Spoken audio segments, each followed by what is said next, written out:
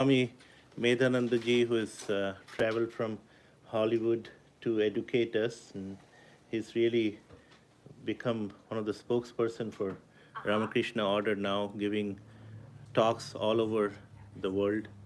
Recently went to um, Cultural Institute Gold Park in Calcutta and arranged a philosophical conference where Sarvapriyananda ji was one of the keynote speakers. So he's really well known. Most importantly, he's actually very well relatable to the younger generation. He is born and brought up in the US and did his entire schooling and did a PhD from UC Berkeley.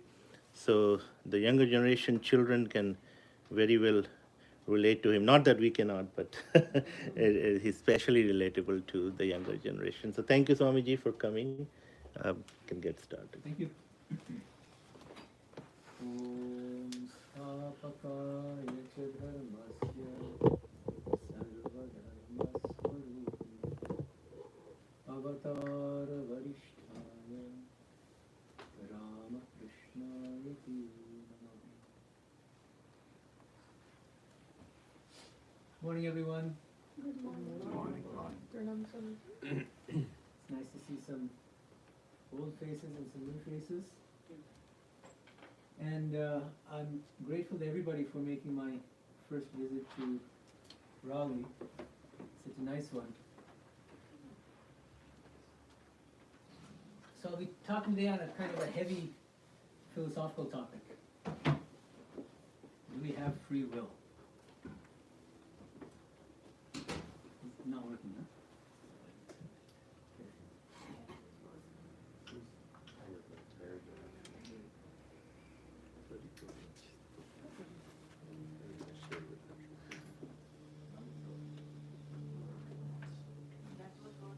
That was working. I think it keeps.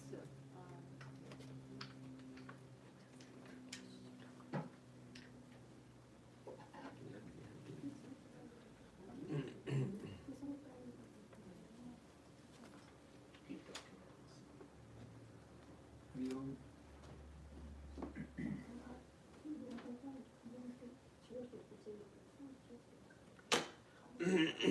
Should I wait? Oh, now it's working. There we go.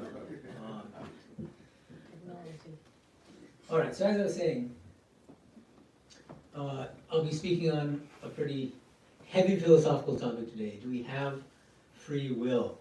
It's one of those $1,000,000 questions. Many of us wonder about it. Especially as spiritual aspirants, that's something that comes up again and again. We're trying hard to live a spiritual life.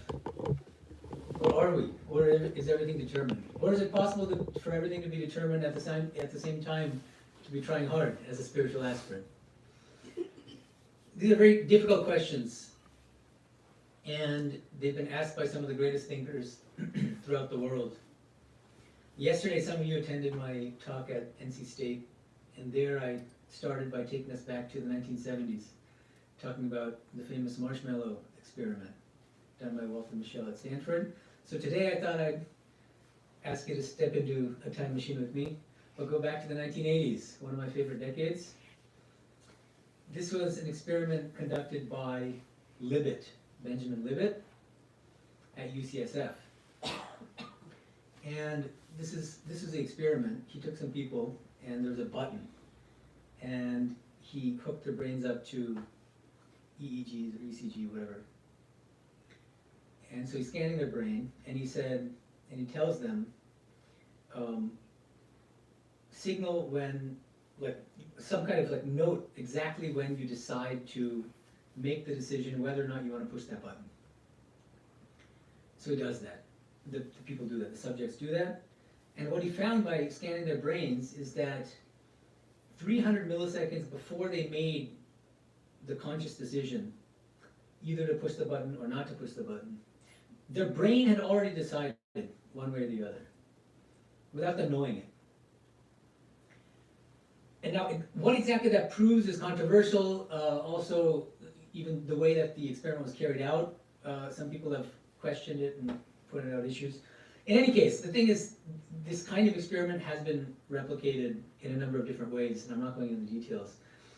And I just want to give you a sense of how some people at least have interpreted the results of these kinds of studies.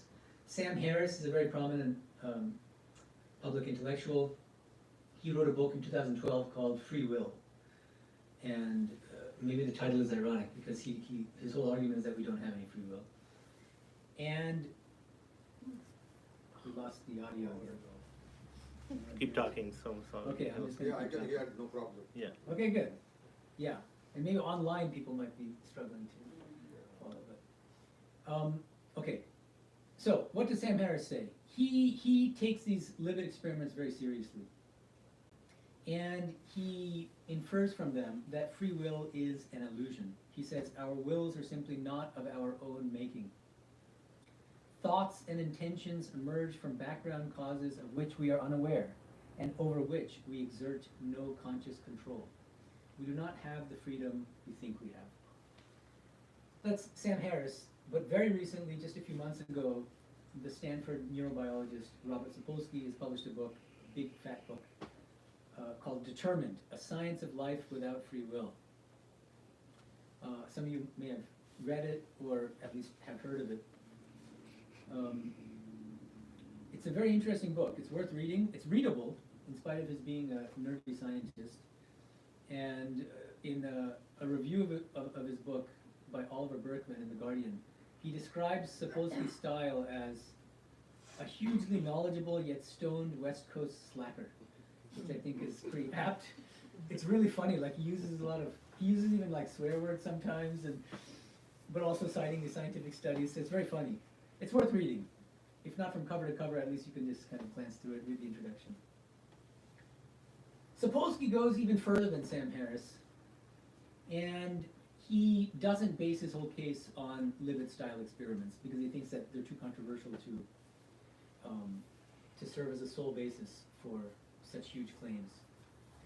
What he does instead is he does this kind of interdisciplinary thing where he draws on many different fields: neurobiology, chemistry, genetics, and many other areas, psychology, philosophy, and tries to make a cumulative case based on the findings in these different fields. And his basic argument is that we don't have any free will. Why? Because all of our present behavior is determined by prior causes. And those prior causes are determined by other prior causes all the way down the chain. And if you ask, well, what are these kinds of prior causes that he's thinking of? So roughly it's like this, and it's very complicated, so I'm just oversimplifying it just to make it simpler. Imagine that there's a button, and I decide to push that button. First of all, that decision to push the button is a result of a belief and a desire. The desire to push the button, and a belief that if I push this button, then I'll achieve my aim, something good might result. But then he goes further back and he asks, well, what's the origin of our beliefs and desires? He says, the latest scientific findings show that even our beliefs and desires are not under our conscious control. We didn't choose what we're going to desire. It's just not the nature of desire. Desires happen to us. And it's as if, especially if you're an adolescent, there's some younger people here. These desires come, but where do they come from? I didn't ask for these desires, but they're here, right? But Sapolsky says these desires and these beliefs even come from certain hormones. The hormones are determined by our childhood development and our adolescent development, and the way that our childhood and our adolescence affected our brains, and especially the development of our prefrontal cortex.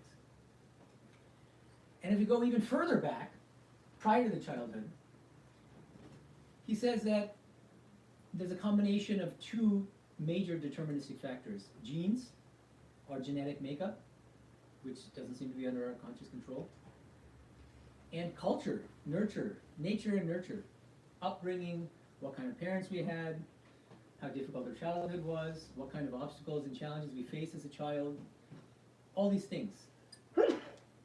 So prior causes all the way down. That's his argument. At no point did we have any conscious control over anything, starting from our genes, our culture, the kind of family we were raised in, how we developed as a child, as an adolescent, the way our brains developed, the kind of hormones that resulted in the hormonal balance, resulting in the beliefs and desires that we have now, resulting in our apparently conscious decisions are free decisions, but in fact, these decisions turn out not to be free at all.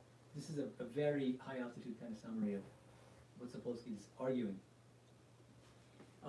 So just to quote him directly, to give you a flavor of what he's arguing, he says, when you behave in a particular way, which is to say, when your brain has generated a particular behavior, it is because of the determinism that came just before, which was caused by the determinism just before that, and before that, all the way down. That's his main thesis. He draws fairly radical implications from this argument, having to do with society, the system of justice, incarceration, and he says we should do away with this, the very idea of moral responsibility. Nobody is morally responsible for what they do. It sounds kind of scary. Nobody. No, not the saints of the world, the Mother Teresa's, the Gandhis, this and that, St. Francis, but also he's getting Hitler's off the hook, and all the evildoers. Across the board, nobody's morally responsible, from saints to sinners. And because he believes that, he says that therefore the whole system of justice and punishment has to be overhauled. Because it's just not right and it's not fair to be punishing people for things that they had no control over. Hitler was determined to kill 6 million Jews. And so on. And we also shouldn't praise people who are doing great things, because they're determined to do great things. So they don't deserve our praise, and criminals and terrible people don't deserve our blame. What he says, it doesn't mean that we shouldn't have incarceration. What he says is the motivation behind incarceration should be very different. It should not be punishment. It should not be based on the idea of desert, that we're giving them what they deserve. Retribution. It should be based on deterrence. The idea is that these people, due to factors beyond their control, are creating problems and harming other people in society. So therefore, the logic of incarceration is not to punish them, but to prevent them from doing further harm to society. That would be the idea. Rehabilitate them. Yeah, and I think he also is for rehabilitation and stuff like that. Okay, so that's the basic argument of Sapolsky's. Now, this book has expectedly generated all sorts of controversy, and in LA Times, another prominent philosopher named John Martin Fisher, he wrote a response to Sapolsky's book. Of course, there are many other responses. This one, in this response, he makes two main arguments. The first one he says is, it's just not true that we don't have any free will, and this Professor Fisher, I think he's at UC Riverside, he says, when I decide to do something, I do it as a result of what he calls rational deliberation. And that's something that involves freedom, free will. He says, this is a quote from his article, he says, consider as a simple example my decision to sit down at my computer to write these sentences. Yes, my past and the laws of nature may have crucially led me here, but I did so also because of deliberation. I weighed the pros for writing against the cons and chose to do it. It wasn't like a sneeze, it was a process that involved reasoning. Determinism helps explain why I started typing, but it does not in itself rule out my free will. So he thinks that because many of our conscious decisions are a result of rational deliberation, that not everything is completely determined. And he seems to be saying that rational deliberation itself is not fully determined, that it involves some amount of free will. I'm not sure that this is a very good argument, and I think that Sapolsky can pretty easily rebut John Martin Fisher's argument by saying the whole point of all these scientific studies is to show that what you think is a free rational deliberation turns out itself to be determined by prior causes. He agrees that there's rational deliberation, but that rational deliberation is not free. That's Sapolsky's position. Huh? Happens after the decision was actually made. Yeah. That's also what Libet shows and all these other people. And the second argument that Professor Fisher makes against Sapolsky is that he's kind of terrified or troubled, deeply disturbed by the implications of the argument. It says that it just can't and shouldn't be true, because if it were true, then moral responsibility flies out the window, and we can't hold the Hitlers of the world responsible for the evil things that they've done, and that's just unacceptable. He says, Fisher says, the skeptical view, meaning Sapolsky's view, the skeptical view about free will, asks us to do what is almost humanly impossible, to let even our worst actors off the hook. The Hitlers, right? It's unthinkable. It can't be true. That's his argument. That's a good argument. Again, not a particularly good argument. Just because something is terrifying or disturbing doesn't mean that it's not true, right? So, I thought this is a useful way of framing today's talk, which is actually going to focus on a different person's views on free will and determinism, namely Sri Ramakrishna's. I think that even among devotees, even among monks, people who have studied the gospel, the Gautamrita from cover to cover, and whose whole life is centered around Sri Ramakrishna, devotion to him, even them, many of them don't take Sri Ramakrishna seriously as a thinker and as a philosopher, and I think it's a great shame. So one of the main aims in my scholarly work is to show that Sri Ramakrishna is a very serious philosopher, who should be taken seriously even by contemporary thinkers and philosophers. And so I want to begin to make that case today with respect to his views on free will and determinism. Where does Sri Ramakrishna stand in these very current and important debates about free will? Does he come down on the side of Sapolsky or Fisher or somewhere in between? So let's begin to talk about his views on free will and determinism. As is often the case with my talks that I give at different Vedanta centers, what I try to do, not always, but in many cases, like in this case, I'm going to be doing this. I've done a lot of scholarly research on particular topics, and what I try to do in my talks and centers is to simplify and make accessible my scholarly arguments for a broader audience, who are primarily non-academics, let's say.